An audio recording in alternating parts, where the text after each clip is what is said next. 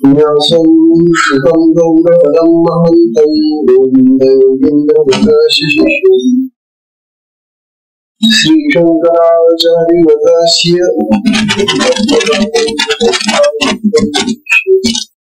तंसौ कथं वाक्यकारणं सन्ततमानुषम् श्रुतिस्मृतिपुराणानामालयं नमामि भगवत्पादं शङ्करं शङ्कराचार्यं केशवं वादिराजम्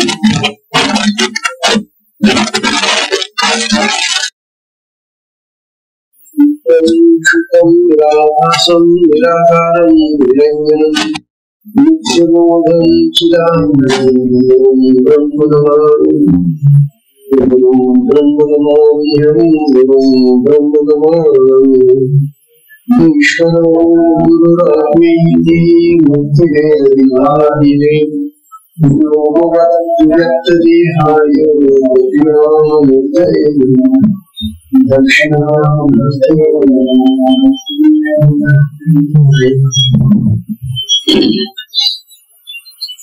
श्री सद्गुरुनाथ महाराज की जय।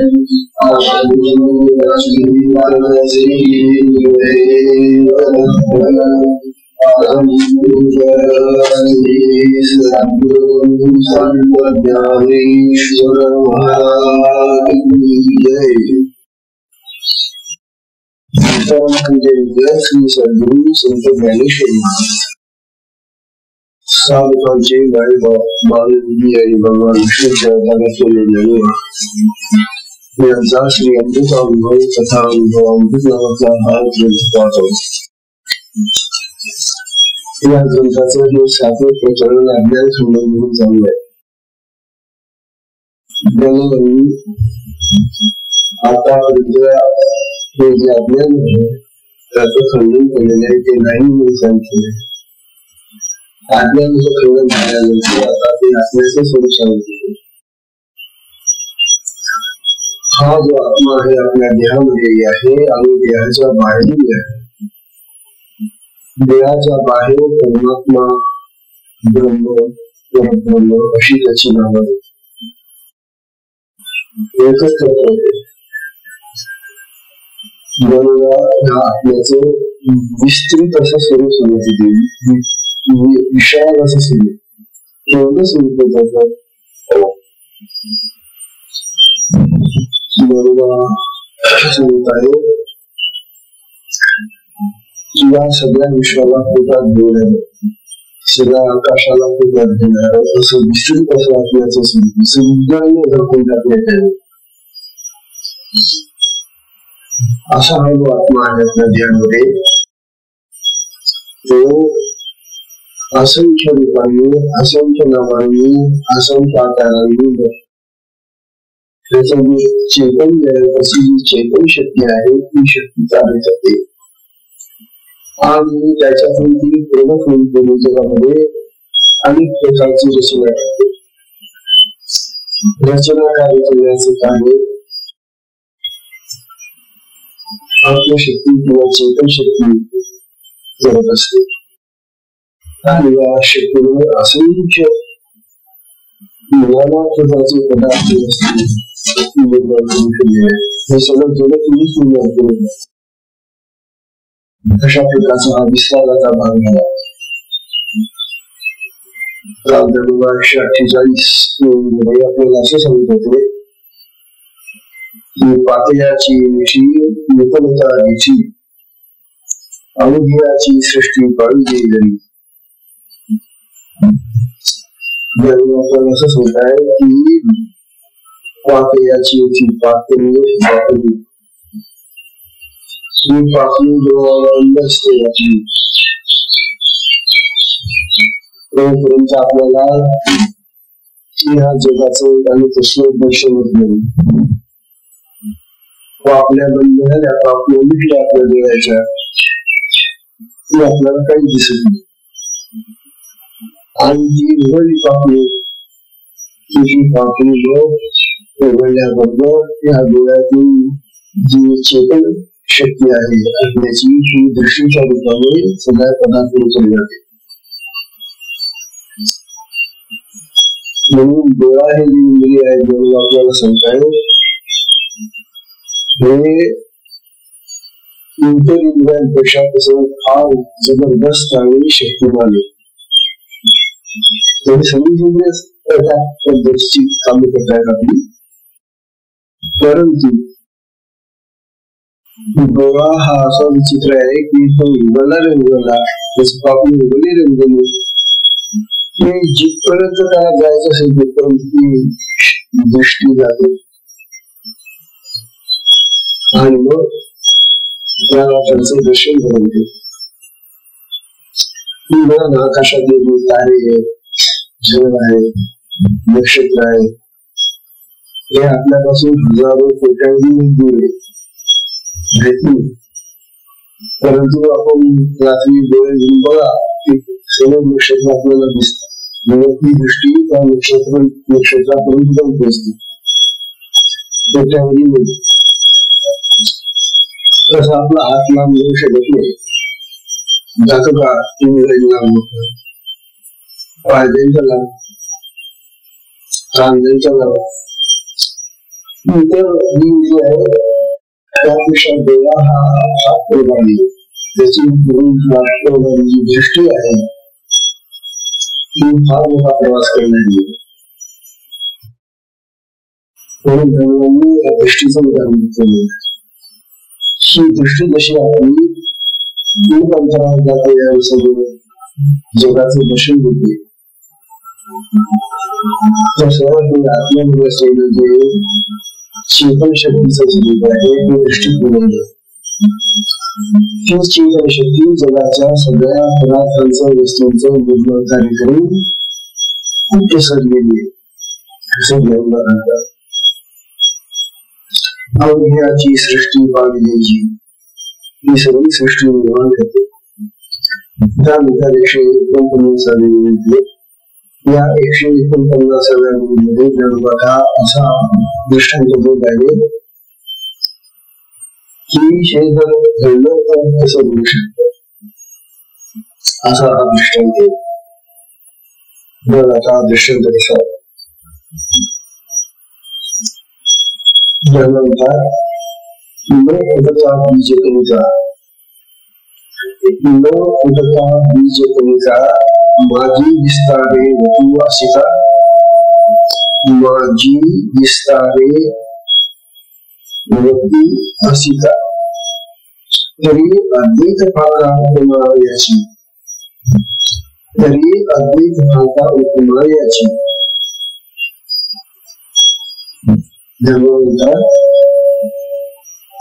जसं आता हे तसं त्याने बाहेर हे जे चैतन्य आहे ते बीज कणिका माझी विस्तारे वतू असिता. जगाचं बी याचं मूल्य घड, बीज कणिका म्हणजे वडाच्या झाडाचं बी केवढं असतं आणि त्या बीजामध्ये त्या बी मध्ये त्या वृक्षाचा अंकुर असतो. म्हणजे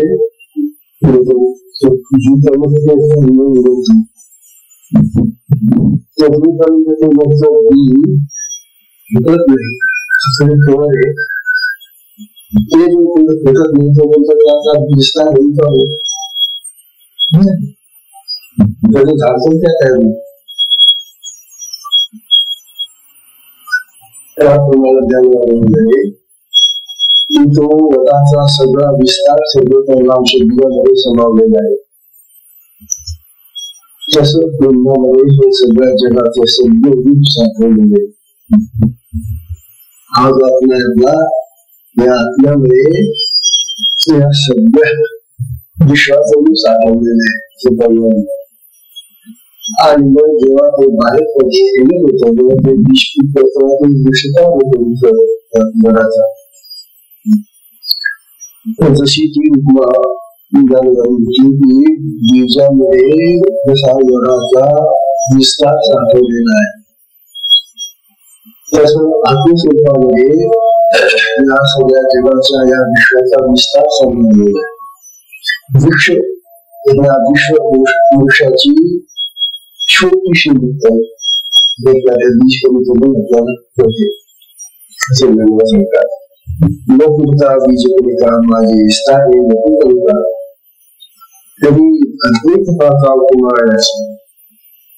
तेव्हा त्या अद्वैत स्वरूपामध्ये असलेला हा महाराज त्याच्यामध्ये असलेली चेतनशक्ती ती जरी इतकी फाकत असली इतकी होत असली तरी तिचं अद्वैत एकत्व संपत नाही.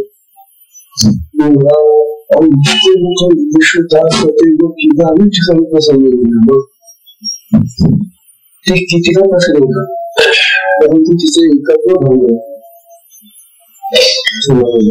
त्या चेतन शक्तीचं त्या गुरु शक्तीचं त्या आत्म शक्तीचं एकत्व जे आहे अद्वैत जे आहे ते एकत्व असे निर्माण.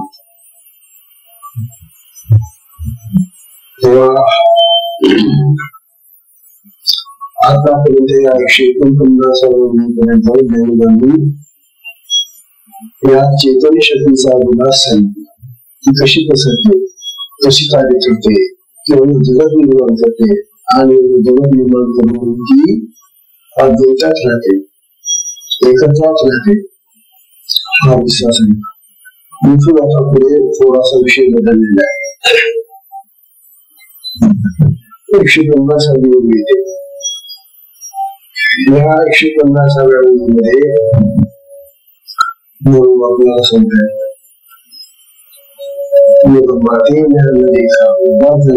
विस्तार करून खूप विषयाची रचना झाली. सगळं बनलं आता सगळं निर्माण झाल्या शक्ती करून. परंतु आता मला या खेळामध्ये रुची वाटत नाही.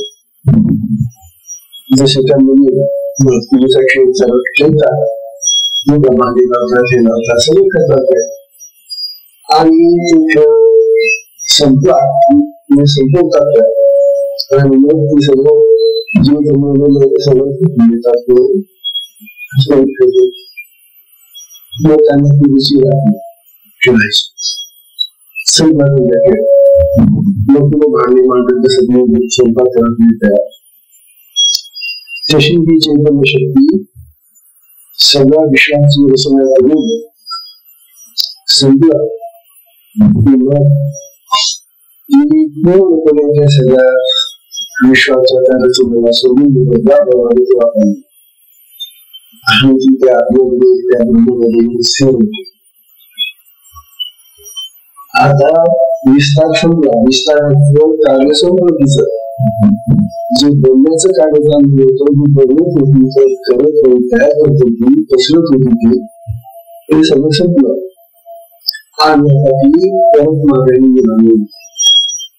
तिचा विस्तार आता ती आटोक्यात आणून राहिली संपवते आणि ती आता त्या ब्रह्मामध्ये त्या परमात्म्यामध्ये त्या आत्म्यामध्ये घ्यायला इथून ते अगदी बोलणं सुरू करतात. इंडियामध्ये द्वैताचा विस्तार केला तुम्ही आणि द्वैताचा विस्तार सोडून देते की म्हणतो आता मला मीच पाहू शकत नाही, मला माझं पाहणं सुद्धा कंटाळवाणं झालेलं. ते तयार करण्यासाठी त्या परब्रह्माला इच्छा झाली की दिसायचा की धर्मदेव, त्याला धर्मदेवचा म्हणून त्याने सगळं तयार केलं. आता त्याला ते केलेलं आहे त्याच्यामध्ये घडलं. आणि आपली सुद्धा गोष्ट अशी जेव्हा आपण एखादी गोष्ट करायला घेतली आणि ती करून झाली बंद करायचं आहे. त्याप्रमाणे ह्या चैतन्य शक्तीचा आहे, हा चैतन्याचा विलास ही शक्तीचं कार्य पूर्ण झालं की मग ते म्हणजे बदलतात. मग माती ज्ञान देता माझी मलाच पाहण्याचा कंटाळवाणं झालेले आयुष्यही खरे हावे अशी तिची इच्छा होतो. हा तेवढी इच्छा तयार होते तिला की आता मला माझंच पाहणं मला कंटाळवाणं झालेलं होत आहे. मग काय करते तरी अंगाची विसरे गरी अंगाची विसरेमुळे अंगावरच ती विश्रांती होते. अंथरुण अंगाच्या अंथरुणावरच ती आपली विश्रांती होते. तुला विश्रांती घ्यायला जायला पण त्या आत्म केली म्हणून त्या आत्म्याच्या शेतीवर म्हणजे अंगावर जाऊन ती झोपते.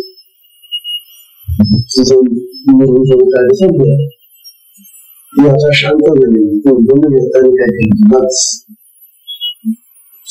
आपल्या साधनेमध्ये हीच स्थिती होती. आपल्या साधनेमध्ये जेव्हा साधक नवीन नवीन दिशा घेऊन जेव्हा साधनेला करतो त्यावेळेला ही बोलणी शक्ती ही चैतन्य शक्ती त्याला विविध प्रकारच्या क्रियांचा अनुभव देते. या क्रिया अनेक स्तरावर चालतात, अनेक ठिकाणी चालतात, अनेक ठिकाणच्या केंद्रांमधून त्या ठिकाणची घडवणूक बसण्यासाठी चाललेले असतात. आणि सगळी भावना झाली, सगळं चित्त शुद्धी झाली, सगळं शरीर शुद्धी झाली. त्या सगळ्या केंद्रांची घडवणूक काढून टाकली, स्वच्छ करून टाकून सगळं शुद्धी. आता ही स्वच्छ करताना ती काय करते, काही जे असेल ती बाहेर फेकते क्रियांच्या मध्ये. जे फेकताय ती तिथे जाऊन टाकते. जे छोटे छोटे असतात ते विसर्जित करून टाकते, काही बघू देत नाही. असं अनेक प्रकारच्या कार्यामध्ये चाललेल्या सगळं क्रिया शक्तीचा जागृत होतो. म्हणजे आपल्या देहामध्ये मन बुद्धी चित्त वगैरे यांच्या रूपाने आपण जे जे कार्य केलेले असतो त्या कार्याचे सगळे संस्कार आपल्या चित्तामध्ये जमा झालेले असतात. आणि त्यामुळे आपलं हे अंतःकरण बोलून झालेलं असतं. आपल्या या षट चक्रामध्ये ती सगळी कामावरती बसलेली असते सुसुम्नीच्या दारामध्ये. मग ही शक्ती कामाकडे जात असताना त्या सगळ्या चक्रांना हलवते आणि ती सगळी घाण बाहेर येते. प्रत्येक ठिकाणची घाण वेगळी, मूलाधारातली वेगळी आहे, एक अधिष्ठानातली वेगळी आहे, मनोको चक्रातली वेगळी आहे, अनाहत चक्राची वेगळी आहे, शुद्ध चक्राची वेगळी आहे, अज्ञान चक्राची वेगळी आहे. प्रत्येक चक्राची ही अशी जी काय असेल ती सगळी नष्ट करून टाकते आणि मग आपलं अंतःकरण आपलं सगळं शरीर शोधून होतं. मग तिचं कार्य संपलं. तिने जेवढं करायचं होतं त्या शरीरामधून तेवढं कार्य करून तिने संपवलं की मग ती त्या सूक्ष्म चक्रामध्ये आणि तिचं ती त्या आत्मराजाशी मिळून होते, तिच्यामध्ये मिसळून होते. ते जे आत्मचैतन्य आहे ते आत्मचैतन्य आणि ती चैतन्य शक्ती दोघांचा मिळत होते आणि मग समाधीची अवस्था लागते. आपल्याला जेव्हा समाधी लागते त्यावेळेला आपलं सगळं शरीर बदललं, सगळं बदलून जातो. श्वासोच्छ्वास नाही, धरता विसरण नाही, काही धरतो नाही, काही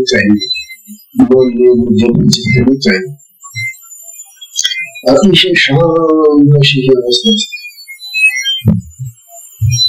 आणि हा जे अनुभव आहे समाधीचा वेळचा, तो त्या परब्रह्माच्या चिती शक्तीचा जो अनुभव जेव्हा आपल्यात येते ते सगळं संपूर्ण तो अनुभव आणि हा आपल्याला येणारा अनुभव एकच आहे. म्हणून त्याची साधकाने इतकी साधना करावी की कमी कमी समाधीपर्यंत तरी चला. अहो समाधीच्या पूर्व ज्ञानाची अवस्था आहे, पण कमीत कमी हा जो शांततेचा अनुभव, समाधानाचा, शांतीचा अनुभव आहे, तो तरी प्रत्येक साधकाला प्राप्त व्हायला आपले समजून हा सुद्धा ही शक्ती जेव्हा अशी स्थिर होऊन जातो तरी अंगाची विसरेशी जी अंगाच्या शेजारी अंथरूण, त्या अंगाच्या अंथरुणावर झोपून जाते, त्या आत्म्याचं झोपून जाते. जेव्हा ती म्हणते मला आता काही पाहायचं नाही, मला काही करायचं नाही, मला कोणाला काही द्यायचं नाही, कोणापासून काही घ्यायचं नाही, अशा प्रकारचा स्थिर भाव होतो. आणि असा जो स्थिर भाव आपल्याला यायला लागला ना साधनेमध्ये, तर तो अतिशय सुखदायक असतो. कारण हा घेण्या देण्याचा फिरण्याचा कंटाळवाणा प्रकार संपला तरच खरं सुख प्राप्त होत. म्हणून ही जी अवस्था आहे ज्ञानवंता, ती एकत्वाची अशी अवस्था आहे, अद्वैताची ती अवस्था आहे.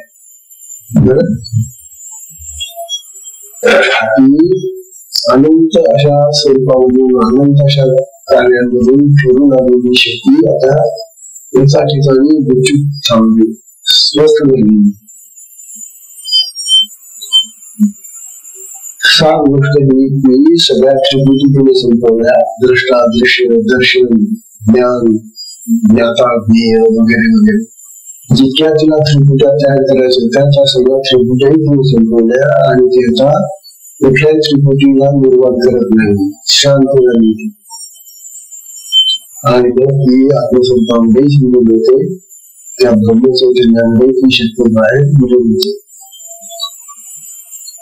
तेव्हा कशी होतो की आता ज्ञानोबाच्या सांगतायत 151 येते.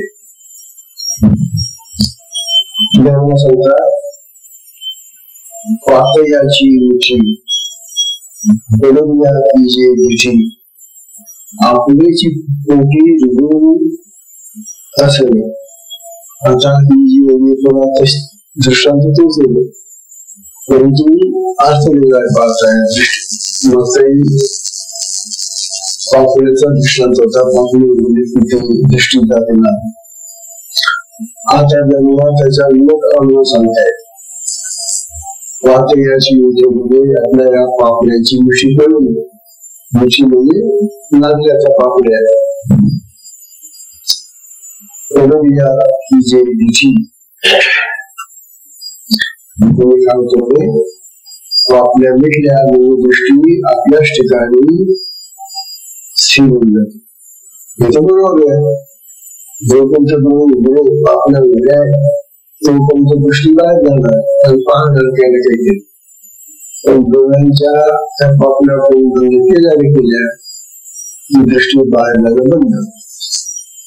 ती आपल्याच ठिकाणी राहते, त्या डोळ्यामध्येच ती स्थिर राहते दृष्टी, ती बाहेर प्रवास करत नाही. हा एक चांगला खरखर देवाने आपल्याला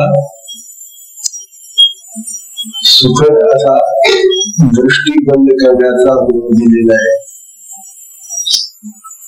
आपल्याला घराची दारं तरी बंद करून घ्यावी लागतात झोपताना. वावं ते खिडकी बंद करून घ्यावं, तो दार बंद करावं, ते मधलं दार बंद करीत राहिलो, ते बाजूचं राहिलो, ते असं राहिलं, दार बंद करीत बसावं लागतात आपल्याला. संकट येतं. परंतु देवाने आपल्याला अशी सोय करून दिली की तुम्हाला आपोआप दृष्टी ठिकाणावर जाण्यासाठी, स्थिर होण्यासाठी त्या पापल्या आपोआप निघतात. आणि जायला जाण्यासाठी सुद्धा काही किल्ली घ्यावी लागत नाही, फिरून द्यावं लागत नाही. ब्राह्मण आजच्या दिवशी नाव ठेवणार मुद्रा पापल्या म्हणजे लावायलाही वेळ आपोआप उगवतात, आपोआप लागतात. तेव्हा देवाने आपली खूप मोठी चांगली सोय करून दिली. याच्याबद्दल आभार मानायला पडले आपण देवाची, आणि देवा तिची सोय करून दिलेली आहे. म्हणजे अशी सोय फक्त आपल्या दोनच इंद्रियांना दिली आहे देवाने. बरं, बस हे काने नाकातून नाते नाक बंद करून चालला गेला, हवा कशी द्यायची, श्वास कशा गेला म्हणून झोपेमध्ये सुद्धा आपले श्वास जाऊन जातात. तिथं ते दार लागत नाही नाकाचं, ती सगळं त्याला बसून अशी देवाने तो पंचेतच झाल्याशी झोपच आली असते आपल्याला. तसं हे काने आपले सुद्धा बोलून जातात. परंतु काय चमत्कार आहे बघा, जेव्हा झोप घ्यायचं असेल ना त्याला कानाचा दरवाजा आपोआप मिटायला लागतो. कुठं तो दरवाजा नाही, काही त्या झोपेमध्ये त्या झोपाळू माणसाला काहीच ऐकायला कमी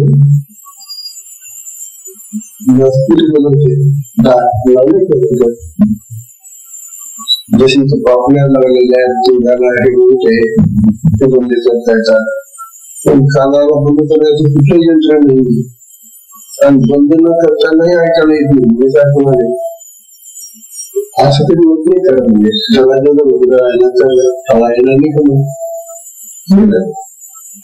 परंतु कानाचा दरवाजा बंद केला की शब्द ऐकून बंद झोप लागला. आणि झोपून ऐकून झोप लागत नाही. म्हणजे आपली जागृती, आपलं जागा राहणं ह्या कानावर अवलंबून आहे. दोन्ही लाख यांच्यापेक्षा फार महत्वाची जागा आहे झोपेसाठी. म्हणून कानाचा दरवाजा बंद झाल्याशिवाय झोप लागत नाही. कुठेतरी फुखार काहीतरी आवाज होत असला तरी आपल्याला जाग येते, जाग राहते. तेव्हा ज्यांना सांगण्याने की देवाने खरोखर आपल्या इंद्रियांमध्ये ही चमत्कारिक अशी स्थिती बनवून ठेवली. काही इंद्रियांना बंद करण्याची झडपा दिल्या, त्या कानाला एकही झडपलं तरी ते आपोआप बंद होतं. नाक मात्र रात्रंदिवस सुरू राहतं, श्वास घ्यायचा सुरू राहतो रात्री. ह्या नाकामुळे आपलं आयुष्य कमी होतं. आता त्याला रात्रंदिवस काम करायचे ना, आणि जो मनुष्य असा रात्रंदिवस झोपलं घेताना काम करत राहील तर झोपासाठी स्वाभाविक आपण पाहतो एखाद्या माणसाला रात्री काम करतो, दिवसा काम करतो, रात्री काम करतो, दिवसा झोपच नाही, झोपासाठी. म्हणून हा नाकाचा जो आपला प्रवास आहे, ह्याला घेणं आणि सोडणं, श्वासोच्छ्वास हा रात्रंदिवस चालू असतो. आणि आश्चर्याची गोष्ट अशी की बाकीची सगळी इंद्रिय विश्रांती देतात. डोळे दुखलेले, कान दुखलेले, तोंड बनले, हात बनले, आणि त्यावेळेला ह्या नाकातून श्वास निश्वास सतत चालू असतात. आणि आश्चर्याची गोष्ट अशी की जागृतीमध्ये जे श्वासोच्छ्वास चालतात त्याचा दुःख श्वासोच्छ्वास जातो.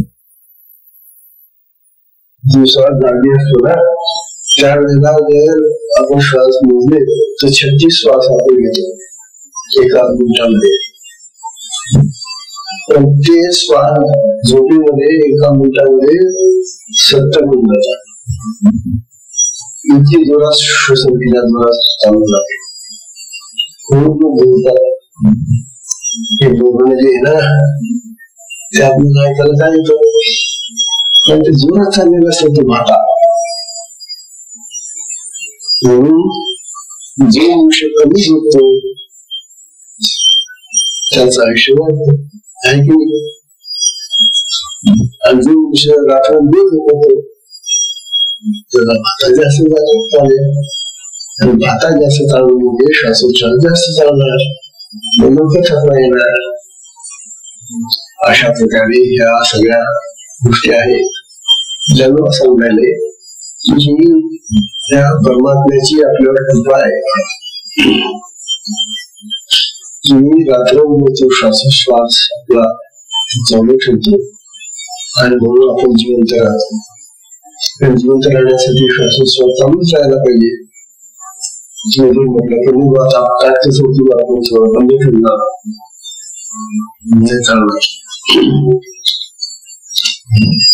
तेव्हा तो नाक बंद करायचा असेल तर त्याच्यासाठी समाधी लावावी लागेल. नाकाला विश्रांती समाधीमध्ये मिळते. झोपेत मिळत नाही. बाकी सगळ्या शरीरात झोपेमध्ये विश्रांती मिळते. सगळे झोपतात.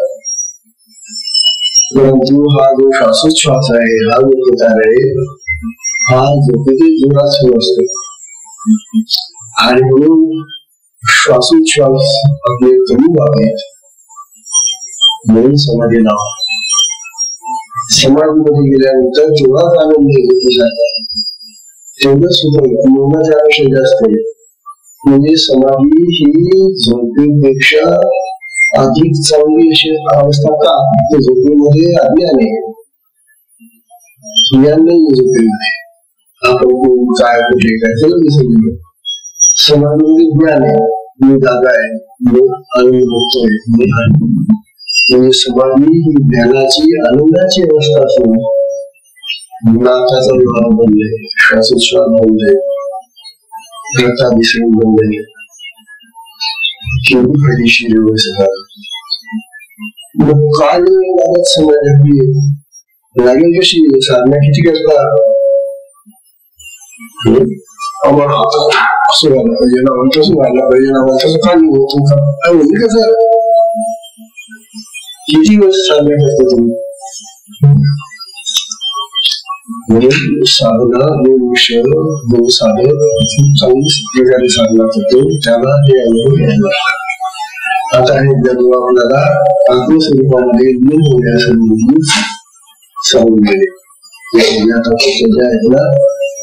त्या आत्मस्वरूपामध्ये ती चैतन्य विश्वाची शक्ती कशी त्या ब्रह्मस्वरूपामध्ये लीन होते तशी आपल्या देहामध्ये असलेली ही जी पुण्यभूमी आहे, ही आत्मशक्ती आहे, ही त्या आपल्यामध्ये लीन होऊन जाते. जसं बाहेर घडतं तसंच आपल्या देहाचे घडतं. जे ब्रह्मांड जे ब्रह्मांडात घडतं तेच आपल्या पिंडामध्ये म्हणजे देहात घडतं. आता पुढचा दृष्टांत ज्ञानोबा येतात ते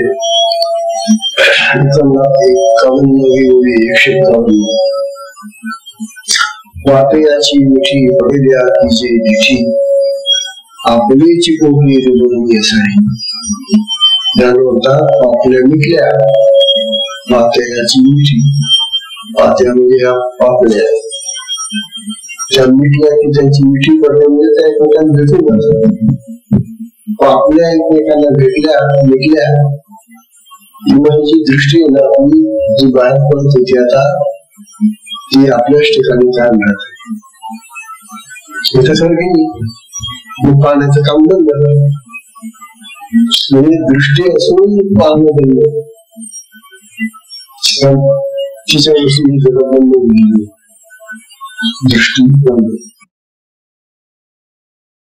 तेव्हा डोळ्याच्या पापण्या मिटल्या की डोळ्यांमधून बाहेर जाणारी जी दृष्टी आहे ती दृष्टी शिराते, एकाच ठिकाणी करून जाते, स्वस्थ होते. म्हणून डोळ्यांचा स्वभाव सगळ्या इंद्रियांपेक्षा जास्त चेतन आहे. इतर सगळी इंद्रिय आहेत आपली इतर आहेतच, परंतु डोळे फार चपळ आहेत. पण ती डोळे उघडण्यावर पटकन ते आपल्याला बाहेर दृष्टी.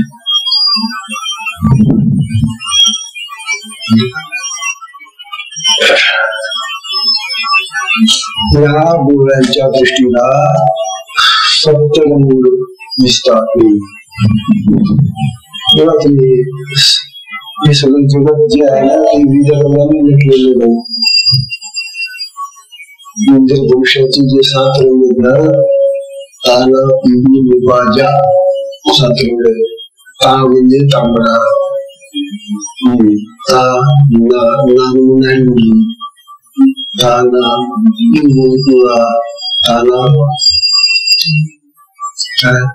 पिवळी निपाजा, निळा, जांभळा, पांढरा असे हे जे 7 रंग आहेत ना, या 7 रंगाची सृष्टी 7 रंगाची सृष्टी तयार झालेली आहे.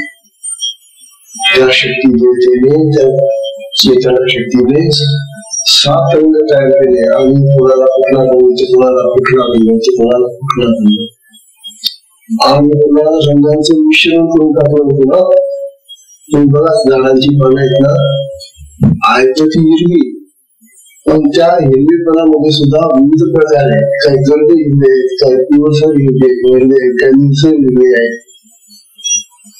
म्हणजे हिरवेपणामध्ये सुद्धा आणखी मिश्रण. तसे या 7 रंगामध्ये असंख्य रंग मिसळून या सृष्टीला रंग दिलेले आहेत.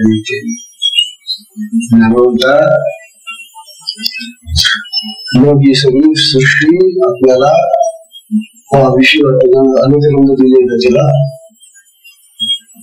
आणि जितके तुम्ही जास्त पाहाल, जेवढं तुम्ही जास्त दर्शन घ्या, तेवढं मन जास्त चंचल बनत. सांगतो, मन आपलं जास्त चंचल बनत. मनाला स्थिर करण्यासाठी दृष्टी बनवायला पाहिजे. आनंद करा, तिकडे पहा, तिथे पहा, इथं पहा, हे चांगलं, ते वाईट आहे. म्हणून आपल्या मनाचा हा जो चंचलपणा आहे तो दृष्टी मिळाला नाही. आणि आपण काय करतो, मनाला दाबायला पाहतो, मन आमचं स्थिर व्हायला पाहिजे. डोळे तुकडे पाहून राहिला सगळं, आणि मन कसं काय स्थिर होते. म्हणून ज्ञान सौंदर्य आपल्याला की बाकीची इंद्रिय जे आहे ना, त्यांचे जे विषय आहेत ना, ते विषय जवळ आल्यानंतरच त्यांचा बोध घेतात. आता कानाचा विषय शब्द आहे. आता कान जातो का शब्दाकडे पळत, ऐकायला तो शब्द होतो कानामध्ये. म्हणून आपण म्हणतो ना, कानाने ऐका म्हणजे काय करा, की शब्द आपल्या कानाला शिरतात. म्हणजे कान हा असं विषय आहे की त्या विषयाकडे जबाबदार नाही. जीव सुद्धा माझं ते पळत खायला, तुम्ही तिच्या तोंडात त्याचे टाकता खायला लागते. पण दृष्टी अशी आहे, डोळे असे आहेत की उघडल्याबरोबर ते बाहेर पडत. काय बाकीची सगळी घरी जागी असताना तेव्हा ते विषय जवळ आल्यानंतर ते बघतात. दृष्टी मात्र अशी आहे की त्या विषयाच्या गोष्टी त्यातून मोबाईलचा भोग घेते आणि त्यामुळे मन चंचल होते. आता कान पाहिलं, मन पाहिलं, मग पाहिलं, मग असं चांगलं पाहिलं, सुंदर पाहिलं, मग रूप पाहिलं, मग असं पाहिलं, एकटं पाहिलं, चक्र पाहिलं, सगळं पाहिलं. असं कसं काय केलं म्हणतात, डोळे हे वगैरे सूर्यासाने येण्यासाठी आपले डोळे फिरून होते. सूर्यास माणसांचे गेले आपले, त्यांनी पाहिलं की अरे हे डोळ्यामुळे मी बिघडत चाललोय. मी जी दृश्य मी पाहतो या दृश्याने माझं मन चंचल होऊन जातं. म्हणून त्यांनी आपले डोळे आपल्या हाताने फिरून दिले होते. म्हणजे हा ध्यान देतो. तात्पर्य असं की डोळा हे इंद्रिय असं आहे की ते हा चंचल आहे आणि डोळे उघडून राहिल्यामुळे राग, द्वेष, निंदा, तिरस्कार, आवड, जीवन या गोष्टी आल्या. आणि लोक ज्यांचं चंचल झालं, मुलाला खाऊ पुरवणार दृष्टीचं कार्य, दृष्टीमुळे मनाला खाद्य देते आणि ती दृष्टी नाना प्रकार दाखवते. नाना प्रकार पाळल्यामुळे ते मन चंचल होत. डोळे झाकले की दृष्टी आपोआप स्थिर होऊन जाते. तेव्हा दृष्टीला स्थिर करण्यासाठी डोळे बंद करा किंवा झोपून दिवसा झोपून ते आपोआप बंद होतातच, पण दिवसा फार पडून जातात. बघा तिकडे पाण्याचं काम पुढे म्हणून डोळ्यांवर ताबा ठेवा, डोळ्यांवर ताबा ठेवा. डोळ्यामुळे जास्त विचार असतात आपल्या मनावर, असं मला समजलं. तेव्हा दृष्टी डोळे बंद केली की आपल्या ठिकाणी फार विश्रांत राहते. 152 म्हणतात उदाहरण दिलं आपल्याला शांती प्राप्त करायची असेल, स्थिरता प्राप्त करायची असेल, समाधान आणि सुख प्राप्त करायचं असेल तर तुम्हाला स्थिरच व्हावं लागेल. स्थिर झाल्याशिवाय समाधान नाही.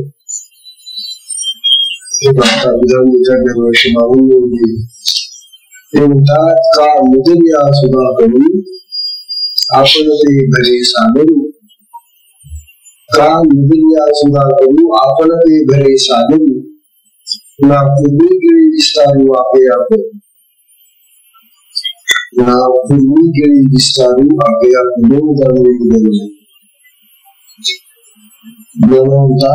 हा समुद्र आहे ना, हा तोपर्यंत शांत राहतो.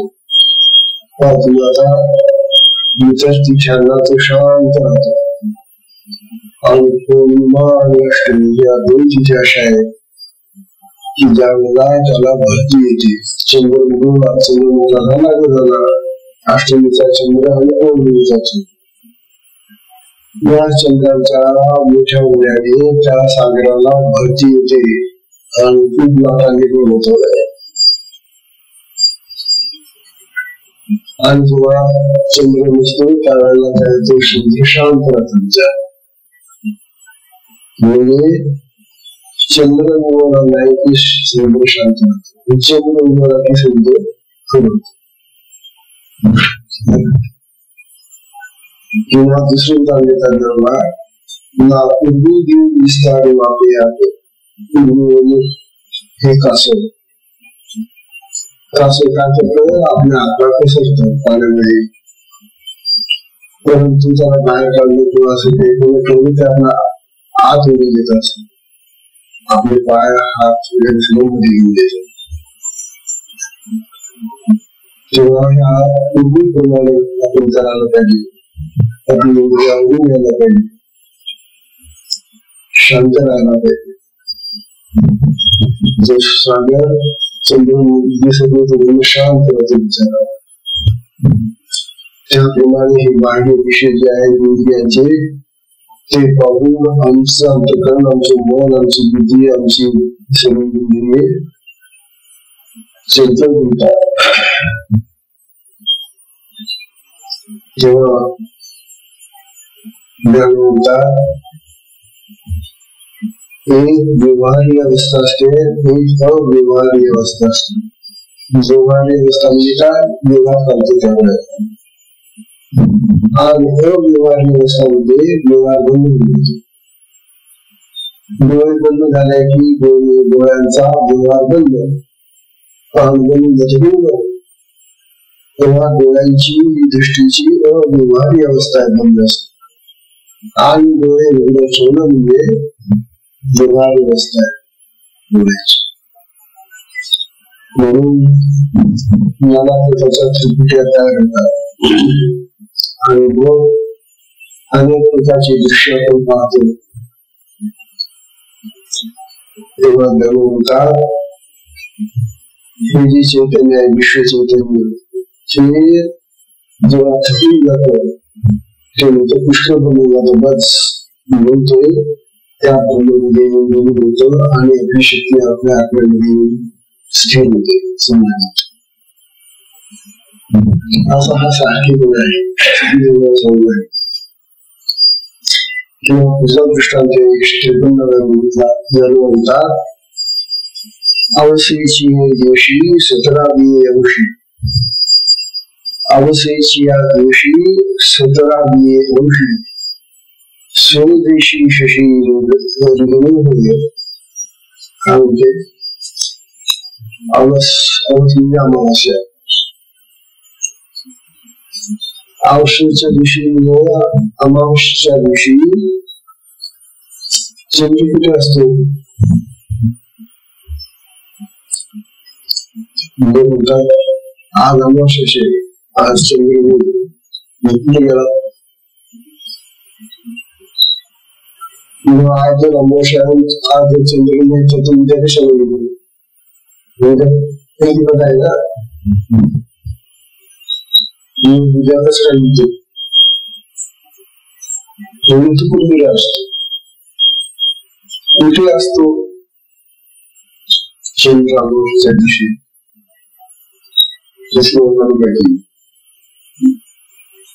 आकाशात असतो आकाशात असतो मग दिसत नाही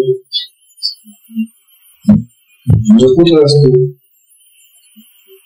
तर चंद्राच्या 17व्या कलेमध्ये असतो. ही कला मला माहिती चंद्र जेव्हा 17व्या कलेत राहतो तेव्हा तो दिसत नाही अदृश्य असतो आणि त्या 17व्या कलेतून तो बाहेर पडतो प्रतिबद्धच्या दिवशी. म्हणून 17वीचे स्तंभी दिशे सर्वांनी या विषयी सांगितले. आपल्या साधना समोर देवाच्या ही साधना आपल्याला 17वीचं विद्यमान करते. 17वी कला आपल्याला प्राप्त होते आणि त्यावेळेला आपली शक्ती त्यावेळेला जशी चंद्र त्याच्यामध्ये शिवला बंद त्याप्रमाणे सांगतात की 17वी कला जी आहे ती आम्हाला प्राप्त व्हायला पाहिजे. साधनेची 17वी कला चोरण्याची 17वी कला किती साम्य आहे आपल्या साधनेशी फार साम्य येत आहे. ग्रंथ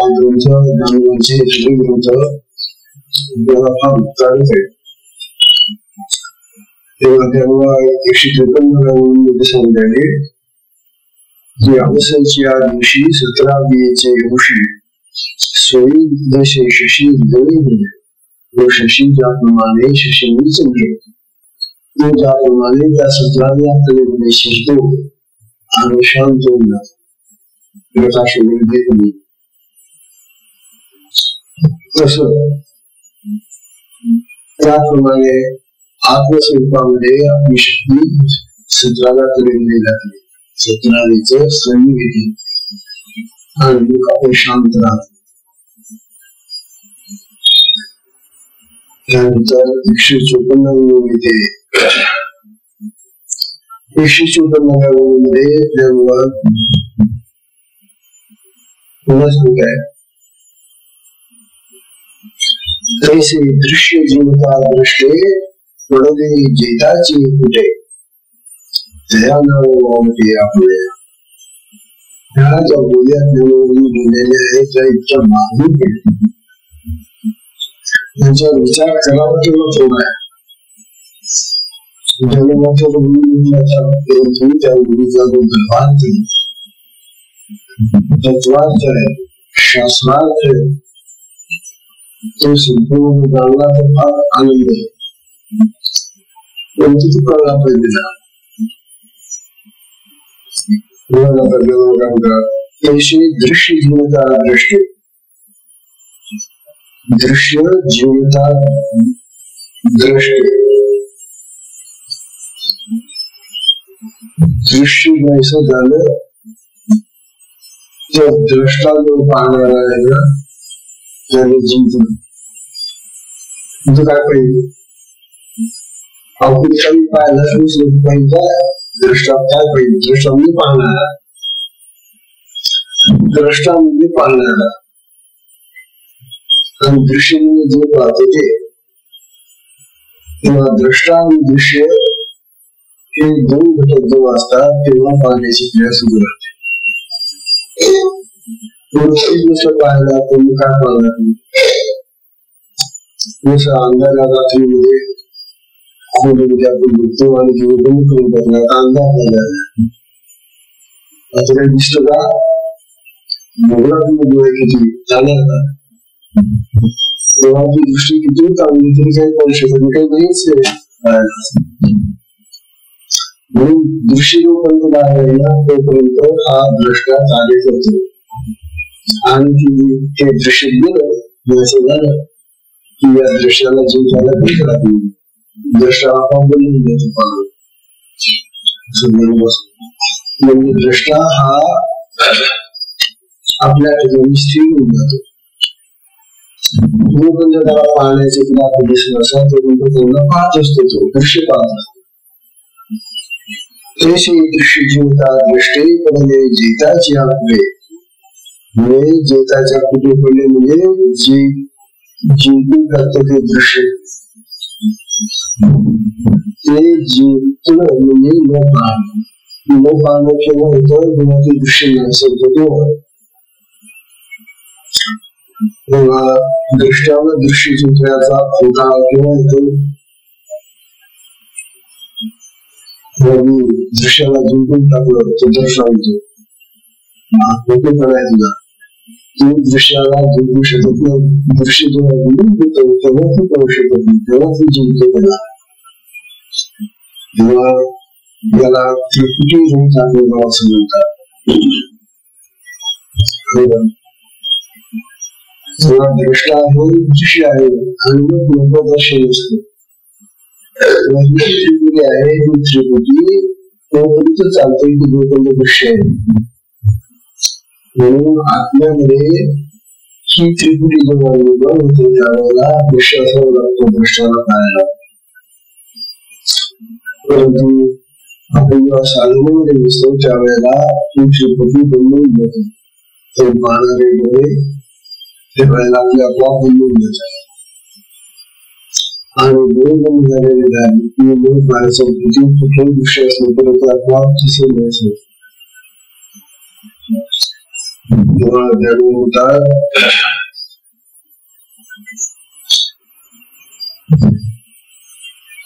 दृश्य पहा परंतु दृश्य असं पहा की दृष्ट्याला काही विकार होऊ नये दृश्य तर पाहावंच लागते दोन गेले दिसेलच करायला पाहिजे दृश्य पहा दृश्य दिसेल तुम्हाला परंतु दृश्य पाहत असताना त्या दृश्याचा असा विकारी परिणाम होऊ नये दृश्य पहा आणि ते दृश्य तुम्हाला आनंद देत असेल तर आनंद घ्या सुख देत असेल सुख बोला परंतु ती जर विकारी असेल विचार निर्माण करणार असेल वाईट निर्माण करणार असेल तर अशा दृश्यापासून बरोबर म्हणून डोळे बंद करायला पाहिजे आणि दोन गोष्टी माणसाला आवडल्या पाहिजे डोळे आवडायचे आणि मन तर काय आवडता येत नाही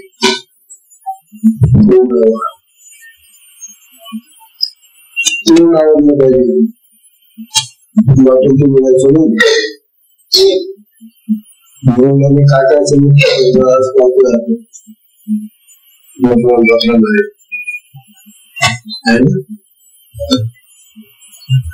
काहीतरी करून त्याचा परिणाम करतो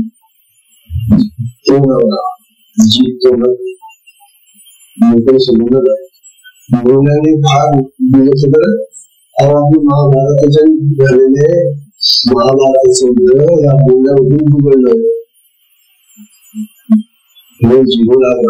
जिरूला लगाम घाला वाटेल ते पडू नका आणि बोलण्याने सगळे हृदय बांध निर्माण होतात. म्हणून आपल्या इंद्रियांना जर आवडायचं असेल तर त्याच्यामध्ये ही दोन इंद्रिय फार महत्वाची आहेत, डोळे आणि जीभ वाणी. असं बघून आपल्याला समजायला फार महत्वाचं आहे. फार सुंदर आहे. जोपर्यंत द्रष्टादृश्य आणि दर्शन उत्पादी आहे तोपर्यंत ते जे विषयांचं दर्शन आहे ते सुरूच राहतं.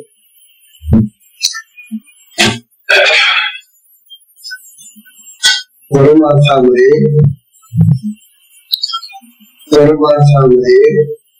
आता आपल्याला असं सांगताय, प्रपंचामध्ये हे सगळं करायच लागतं. वेगवेगळे शहरातून तेवढे बरोबर बोलावं लागेल. म्हणून प्रपंचामध्ये भांडवली जास्त आहे, परमार्थामध्ये कमी आहे. परंतु परमार्थ जर आपल्याला करायचा असेल तर परमार्थामध्ये या इंद्रियांना आवड घालणं, त्यांच्या संयम ठेवणं, यांच्या नियंत्रण ठेवणं अतिशय आवश्यक आहे. आणि गुण आणि विशेषतः योग क्रिया ज्या असतात त्या योगी माणसाला तर फार नियंत्रण ठेवायला शिकायला. म्हणून देव आपल्याला समजावे की परमार्थामध्ये माणसाने संयमित असावे. संयमित म्हणजे संयम असावा, नियंत्रण असावे. आणि सगळ्याच गोष्टी संयम, खाण्यातही संयम पाहिजे, बोलण्यात संयम पाहिजे, ऐकण्यात संयम पाहिजे, सगळ्या गोष्टी संयम असं वाटतं. आता देव आपल्याला 155 मध्ये जो सांगणार आहे तो थोडासा विषय आणखी थोडासा बदललेला आहे. म्हणजे आपण तो आतापर्यंत आपल्याला देवांनी स्वाद सांगितलं, चेतनेचा अंदाज कसा आहे, कशी पसरते, नंतर ती चेतना कशी स्थिर होते ते सांगितलं. आणि आता पुढे ही चेतना स्थिर झाल्यानंतर जाण होतं पुढे पुढे आपण जी पाहू. आजच्या सत्संगाची वेळ संपल्यामुळे सत्संगाला विश्रांती द्या.